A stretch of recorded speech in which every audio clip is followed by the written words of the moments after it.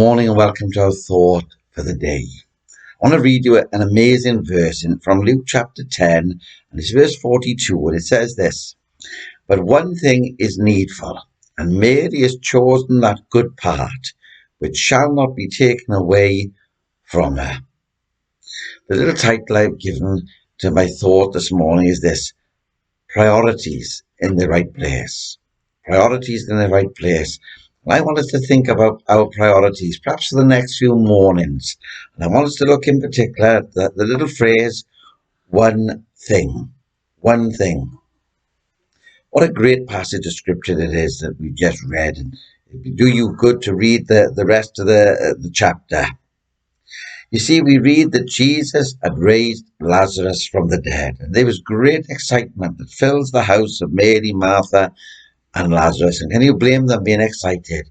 People came from far and near just to see if they could catch a glimpse of Lazarus, the one that was dead but now was alive, but also to try and catch a glimpse of the one who gave him new life.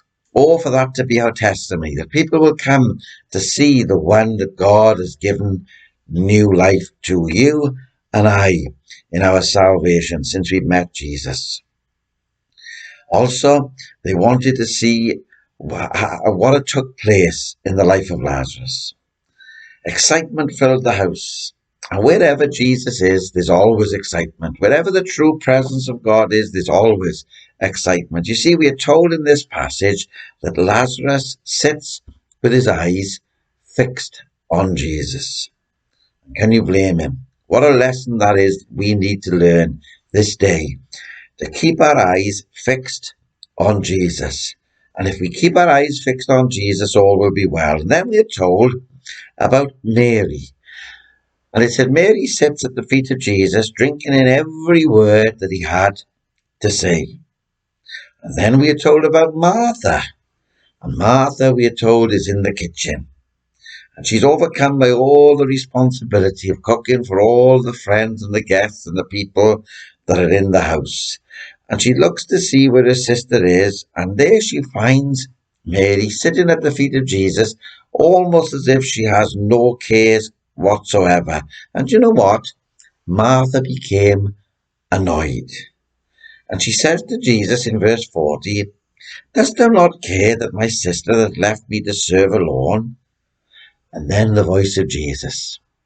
She was annoyed and she was angry. She felt that she was doing all the work when Mary was simply doing nothing. Then the voice of Jesus was heard, and he would deal with something in Martha's life that needed to be dealt with. And you know, when you hear the voice of Jesus, it will deal with something in your life that needs to be dealt with. And once it's dealt with, then you'll experience great blessing. He says this, he says, "Martha, Martha," he says, "thou art careful and troubled about many things, but one thing is needful, and Mary has chosen that good part which shall not be taken away from her." In other words, Jesus was saying, what you're doing is good, Martha, and I appreciate it, but you need to get your priorities right. When it comes to cooking and preparing food or sitting and listening to my voice, the right thing to do is sit and listen to the voice of Jesus.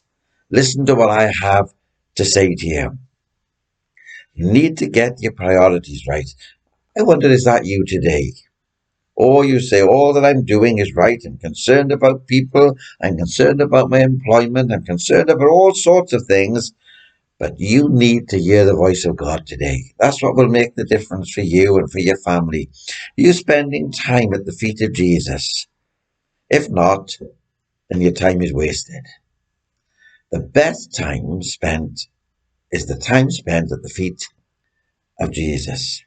If you are going to be effective in your witness for Christ, you need to hear the very voice of God.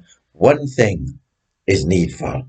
And today we all need to hear the voice of God, and you will see the difference that it makes. Get your priorities in the right place.